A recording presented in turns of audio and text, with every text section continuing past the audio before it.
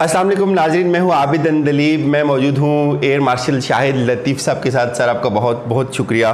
ایک اعزاز ناظرین ہم آپ کے ساتھ آج شیئر کر رہے ہیں ایکسکلوسیولی میرے خیال میں، کہ شاہد لطیف صاحب کو JF-17 چونکہ ان کا کریڈٹ ہے اور اس بیس پہ ایک گولڈ میڈل ملا ہے، یہیں سے ہم بات شروع کریں گے، پھر JF-17 پہ جائیں گے، پھر مودی کے جو رافال ہیں اس کا تھوڑا سا موازنہ کر کے ہم آگے کشمیر کی صورتحال پر آپ سے گفتگو کریں گے۔ سر آپ کا بہت بہت شکریہ۔ کیا کہیں گے آپ JF-17 کامیابیوں کے نئے جو ہے وہ جھنڈے گاڑ رہا ہے؟ بات یہ ہے کہ یہ دراصل معاملہ تو کافی پرانا ہو گیا، پر یہ ایک آرگنائزیشن ہے جو غازیان پاکستان کے نام سے جانی جاتی ہے۔ بالکل۔ ان کا ہیڈ کوارٹر کراچی میں ہے، اور یہ سال میں ایگزامپلری کانڈکٹ کی بنیاد پر ملک میں ایک گولڈ میڈل دیا کرتے ہیں۔ تو اب چونکہ آپ کو معلوم ہے کہ JF-17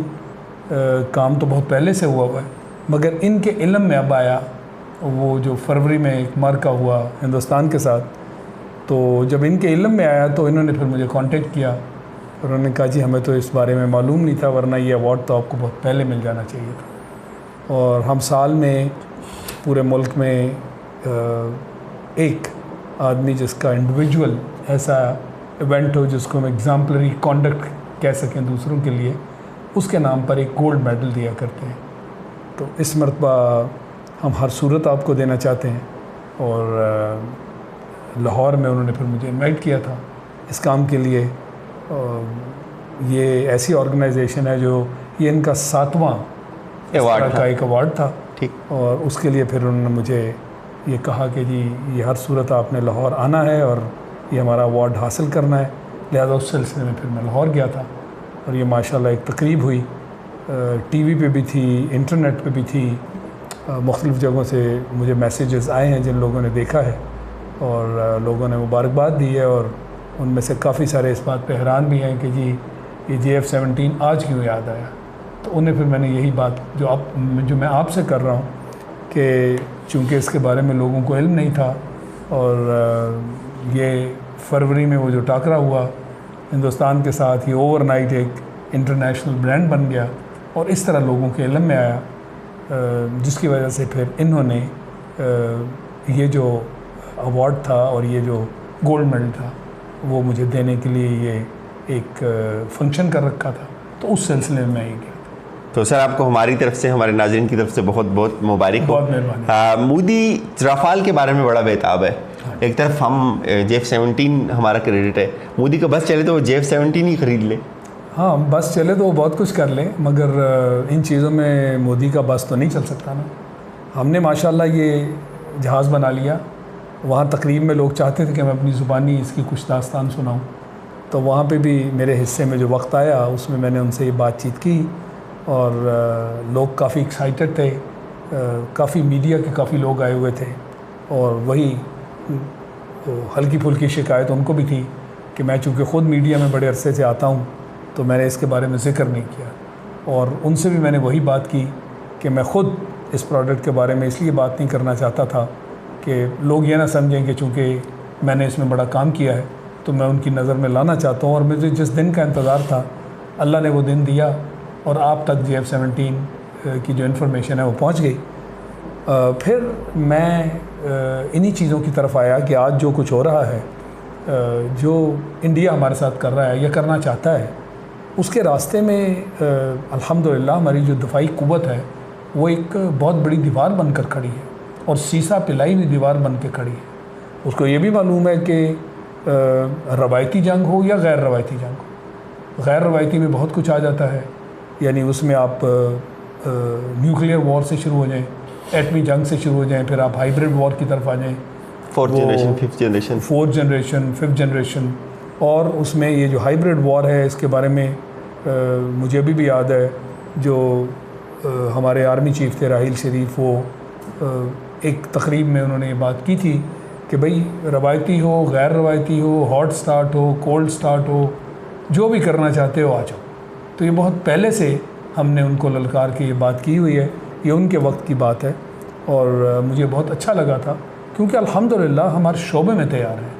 اور جہاں تک آپ نے رفال کی بات کی، اب رفال سے بھی آگے معاملہ چلا گیا. یعنی مودی نے تو یہ آگے کہا تھا, مجھے ابھی بھی یاد ہے وہ جو 27 فروری والا دن تھا, اس میں بات کی تھی کہ جی اگر رفال ہوتے تو نتیجہ ہی کچھ اور ہوتا.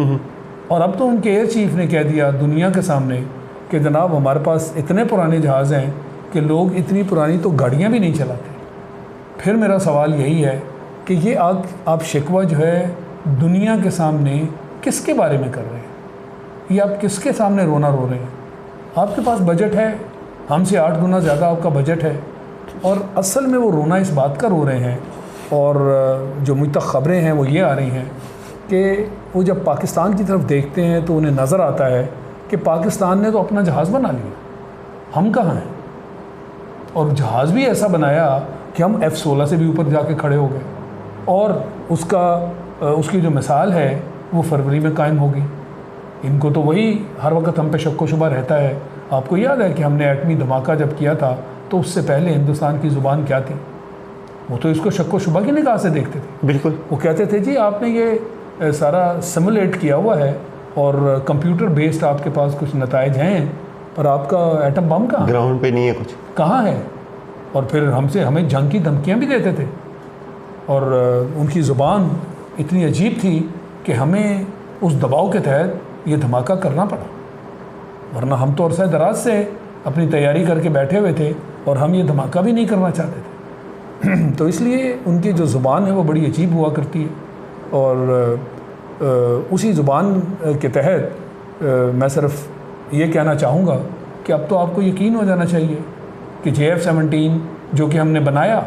اور آپ کے علم میں تھا, کیونکہ ہم سے کم از کم 10 سال پہلے انہوں نے وہ LCA شروع کر دیا تھا, لائٹ کامبیٹ ایئر کرافٹ, اور وہ ہم سے چونکہ آگے چل رہے تھے معاملے میں,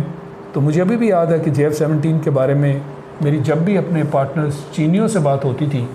تو میں انہیں یہ LCA کا جو مٹیریل چھپا کرتا تھا میں اسی کی بات کرتا تھا ان کے سامنے, اور میں کہتا تھا کہ یہ ہم سے پہلے مارکیٹ میں چلا جائے گا, تو خیال کرنا ہمیں اس کو بیٹ کرنا ہے, ٹائم لائن میں ہمیں اس کو بیٹ کرنا ہے اور اس سے بہتر بنانا ہے. اور پھر میں اس کا سارا مٹیریل جہاں جہاں سے مجھے ملتا تھا وہ کلیکٹ کرتے تھے اور اس کو اسٹڈی کرتا تھا, اسٹڈی کرتا تھا, اس کی ایک ایک چیز دیکھتا تھا, اور پھر اپنے جہاز کو دیکھ کر چینیوں کو اس بات پہ راضی کرتا تھا کہ ہم نے بڑی تیز چلنا ہے. میرا مقصد کچھ اور تھا, مگر چونکہ کمرشل آرگنائزیشن تھی, یہ جو کیٹک تھی وہ کوئی آپریشنل آرگنائزیشن تو نہیں تھی, اور چینی ایئر فورس جو ہے انہوں نے ہمارے ساتھ شمولیت نہیں کی تھی. وہ کہتے تھے جی اچھا نہیں, چینی ایئر فورس تو اس یہ تو پروگرام آپ میں سر نہیں بات کر رہے, نہیں, چینی ایئر فورس بالکل اس میں شامل نہیں تھی. وہ کہتے تھے کہ ہم اس قابل نہیں ہیں کہ ہم اس جہاز میں شمولیت اختیار کریں, کیونکہ پاکستان ایئر فورس جو ہے ان کا جنگوں کا بھی تجربہ ہے, ان کا ویسٹرن ٹیکنالوجی کا بھی تجربہ ہے, ان کا امریکن ٹیکنالوجی کا بھی تجربہ ہے. تو ایک لحاظ سے وہ بات بڑی سیدھی کر رہے تھے اور اپنی اس کمزوری کو خود مانتے تھے کہ ہمیں تو ان میں سے کوئی بھی تجربہ نہیں, نہ ہم نے جنگیں لڑی ہیں, نہ ہم نے ویسٹرن ٹیکنالوجی استعمال کی ہے, نہ ہم نے امریکن ٹیکنالوجی استعمال کی ہے. تو پھر یہ جس طرح سے آپ یہ اپنی برین ویئر کے ذریعے جہاز تیار کروا سکتے ہیں, ہم اس میں کیا شمولیت اختیار کریں؟ اور وہ ٹھیک کہتے تھے, کیونکہ وہاں تو کانسیپٹ ہی اور ہے, وہ زیادہ مقدار اور تعداد میں بلیو کرتے ہیں, اس لیے ان کی ایئر فورس بہت بڑی ایئر فورس ہے, اور ہم ٹریننگ میں اور جو کوالٹی ہے ہم اس میں بلیو کرتے ہیں, کیونکہ ہم اپنے دشمن سے بہت چھوٹے ہیں, یعنی قد میں آپ کہہ سکتے ہیں, مگر جہاں تک کام جذبے میں اور پھر ہمارا جذبہ اور جو ٹریننگ ہے اور عقیدہ جو ہے اس کے تحت ہم ہمیشہ اس پر حاوی ہوا کرتے ہیں, اور ہمیں جہاز بھی ایسے ہی چاہیے تھا. تو اس جذبے کے تحت ہم یہ کام کر رہے تھے. لہٰذا میرا ہر وقت جو ان سے مطالبہ ہوتا تھا وہ یہی تھا, جس آرگنائزیشن کے ساتھ ہم کام کر رہے تھے کیٹک کے, تو ہم وہ چونکہ آپریشنل اسٹریٹجی کو سمجھتے نہیں تھے, ظاہر ہے وہ تو پیورلی ایک کمرشل سول آرگنائزیشن ہے. ان کو جب یہ بات سمجھ نہیں آتی تھی تو پھر میں کسی اور زاویے سے اپروچ کرتا تھا کہ جو بات انہیں سمجھ آئے میں اس طرح ان سے کام لوں, اور میں کہتا تھا مارکیٹ کا معاملہ ہے, کمرشل معاملہ ہے, کہیں ایسا نہ ہو کہ وہ ہم سے آگے نکل جائیں, تو اس لیے ہم ذرا تیز چلیں. تو تیز چلانے کے لیے پھر جہاں تک اس کے اندر ایک صلاحیت کا تعلق تھا وہ بھی میں مختلف زاویوں سے بات کرتا تھا کہ جی ہم نے چونکہ جہاز اس دشمن کے لیے تیار کرنا ہے جس کے ساتھ ہمارا مقابلہ ہے, مگر یہ جو ٹیکنالوجی جس کے لیے میں بار بار اصرار کرتا ہوں یہ آپ کو بھی فائدہ دے گی، کیونکہ آپ نے آگے بڑھنا ہے۔ اور آج وہی ہوا، آج جو 5th جنریشن جہاز انہوں نے تیار کیا ہے وہ اس بات کو مانتے ہیں اس کی بیس پہ کہ کی ہے JF-17 کی ٹیکنالوجی سے ہم نے بھرپور فائدہ اٹھایا، اور اسی بیس پر چلتے ہوئے آج وہ آسمان کی بلندیوں کو چھو رہے ہیں۔ اچھی بات ہے، ہمارے دوست ہیں، اور مجھے اچھا لگتا ہے کہ اگر ہماری برین ویئر استعمال ہوئی جس کو ایک نالج کرتے ہیں، اور یہ وہ جہاز ہے جیسے میں بار بار کہتا ہوں کہ یہ بار بار اس کو بلایا جاتا ہے، جو بھی دنیا کے بڑے بڑے ایگزیبیشنز وغیرہ ہوتی ہیں، ہاں ادھر بلایا جاتا ہے، ہوتی جبکہ اس سے پہلے کوئی چینی جہاز ان ایگزیبیشنز میں نہیں جاتا تھا۔ تو بہت ساری پھر مثالیں قائم ہو گئیں کہ جس کے تحت الحمدللہ ہماری صلاحیت کو، ہماری اہلیت کو، ہمارے وہ جو دوست ہیں بھائیوں کی طرح ہیں وہ ہماری اس بات کو مانتے ہیں، اور یہ بھی بہت بڑی